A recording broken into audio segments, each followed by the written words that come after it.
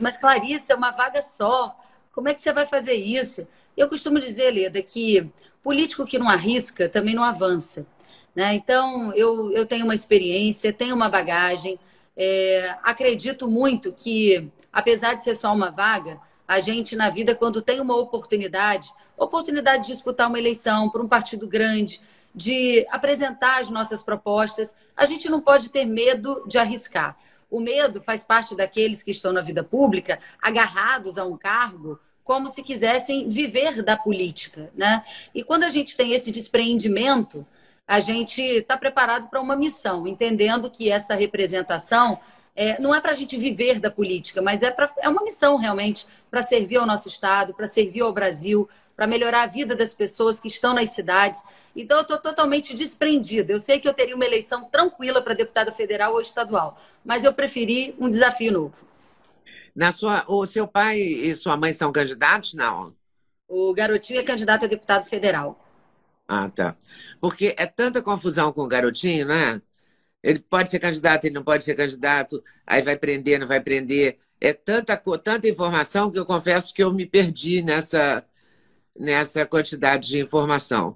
Ele está elegível. Ele queria, inclusive, disputar o governo do estado do Rio, mas o partido aqui já tinha um acordo com o atual governador, então a maioria do partido optou para que ele fosse candidato a deputado federal. E aí disseram, Clarissa, você pode ser candidata a federal também, você pode fazer uma dobradinha, pode vir candidata a deputado estadual. Eu falei, e a senadora? Mas, não, a vaga de senadora está em aberto, mas você quer? É uma vaga só esse ano, você tem certeza? Eu falei, eu estou convicta, porque eu acho que a gente precisa aumentar a representação do Estado do Rio. A gente precisa de uma voz mais forte, Leda, que represente de fato o nosso Estado.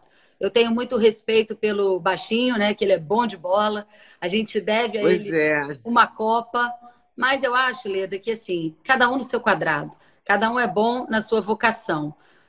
Durante quase 8 anos, eu não consigo entender qual foi o legado que ele deixou de fato para o nosso Estado. Um senador não pode ser um popstar, alguém que está distante, que não dialoga com os prefeitos, que não é acessível aos deputados, aos vereadores, que são aqueles que estão na ponta, cuidando da vida das pessoas. Além do mais, o nosso Estado, ele vive hoje momentos difíceis. Apesar do Rio de Janeiro ter a fama de um Estado rico, nós somos apenas o 17º em arrecadação de receitas tributárias. Hoje, se o Estado do Rio de Janeiro está de pé, é graças ao presidente Jair Bolsonaro, que permitiu a renovação por 2 vezes do regime de recuperação fiscal do nosso Estado. Mas uma hora esse regime vai parar e está bem perto disso acontecer. Essa renovação ela não pode ficar sendo postergada, né, continuamente. Assim como hoje a gente tem aqui recursos de investimento de sobra. O Estado do Rio nunca teve tanta capacidade de investimento, mas é por um motivo simples, pela venda da SEDAI. É como se você tivesse um terreno, você vendeu o terreno, você ganhou um dinheirinho extra e está gastando, fazendo investimentos. Mas isso também vai acabar. Isso não faz parte das nossas receitas. E aí precisa a gente ter gente com voz firme, com experiência, com boas propostas, que conheça a realidade do nosso Estado, para colocar na mesa de negociação um acordo que, de fato, beneficie o Estado do Rio de Janeiro. Então, é por isso que eu aceitei o desafio de ser candidata a senadora. E esse momento do Rio de Janeiro, mesmo você lembrando o dinheiro da SEDAI, a arrecadação e tal, é um momento dramático, né? O Rio de Janeiro vive, aliás, há vários anos, momentos muito ruins, muito difíceis. E a gente está especialmente num momento muito difícil. O que você tem como proposta para se eleita, né? Porque nesse momento eu sou obrigada a chamar você de pré-candidata, não é isso? Sim. Até o dia 16, né? Aprendi ontem isso, que ontem eu já achei que já podia chamar, mas não pode. Tem que Não, ser ainda não. pré-candidato. Então, como pré-candidata, o que você tem de proposta para melhorar a situação do Rio de Janeiro?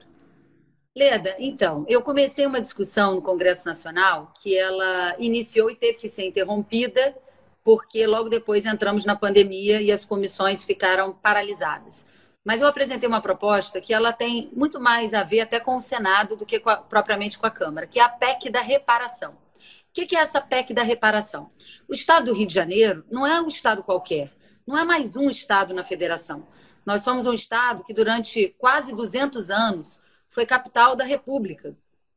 e tiraram daqui a nossa capital e levaram para Brasília. Todas as vezes que eu estou descendo de avião lá em Brasília para cumprir o meu mandato de deputada federal, que eu olho aquela Praça dos Três Poderes, que eu olho todos aqueles ministérios, os servidores públicos mais bem pagos do Brasil, aquela economia forte, eu olho e penso, tudo isso saiu de dentro do estado do Rio de Janeiro. Logo depois houve a fusão, né?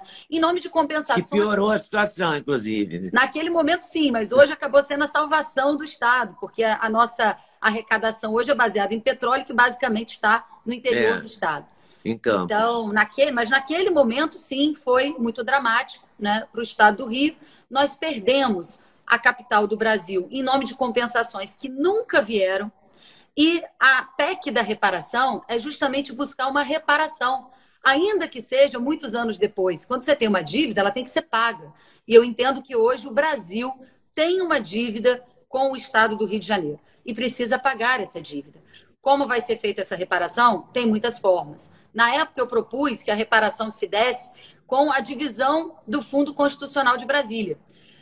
Quando a nova capital foi construída, né, a gente teve ali a criação do Fundo Constitucional, mas Brasília hoje já tem mais de 50 anos, tem arrecadação própria e continua recebendo o Fundo Constitucional, que é maior que a receita corrente líquida de 14 estados brasileiros.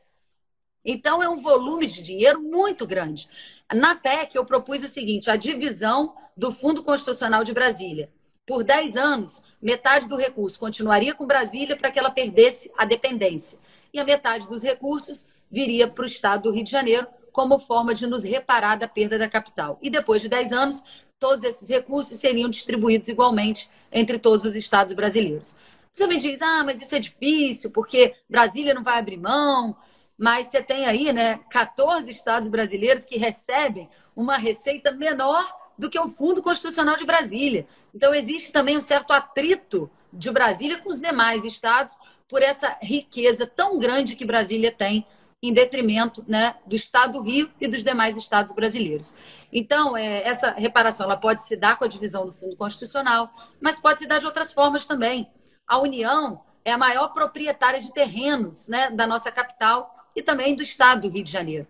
E esses terrenos, muitos deles estão sem nenhuma produtividade, tem vários imóveis, inclusive fechados. Isso pode ser dado, por exemplo, ao governo do estado como ativo para capitalizar o estado do Rio de Janeiro. Ou podemos ter uma participação mais efetiva do governo federal na nossa segurança. Porque quando alguém fala assim, Clarissa, tem muitos anos, você quer discutir isso 50 anos depois? Eu quero discutir isso sim. Porque o melhor exemplo, Leda, é o de Bonn, na Alemanha. Quando Bonn deixou de ser capital, o governo central não esqueceu Bonn, pelo contrário, ela foi privilegiada. Eles pegaram uma sede da ONU, colocaram em Bonn, eles investiram muito na segurança pública da antiga capital. Em muitos outros países, eles também federalizaram a segurança pública.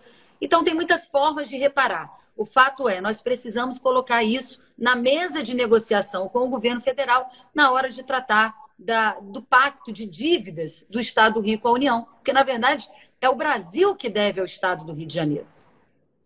Isso é muito legal. Mas, afora isso, o Rio de Janeiro tem uma questão séria aí, que é a questão da segurança pública. Não é? A gente está vivendo um momento muito difícil. E, ao mesmo tempo, o Fachin diz que a polícia não pode atuar. Ao mesmo tempo, quando a polícia atua, nem sempre é da maneira mais, digamos, mais feliz, né?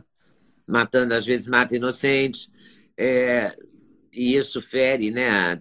Dá uma tristeza horrível na gente e faz com que a população também fique muito dividida entre querer a segurança pública, né? A ação policial e tal, e, ao mesmo tempo, com muita tristeza, vendo inocentes morrerem. Como é que isso aí se dá, na sua opinião, para resolver? Qual seria uma solução? Olha, ou uma rima, uma coisa mais própria?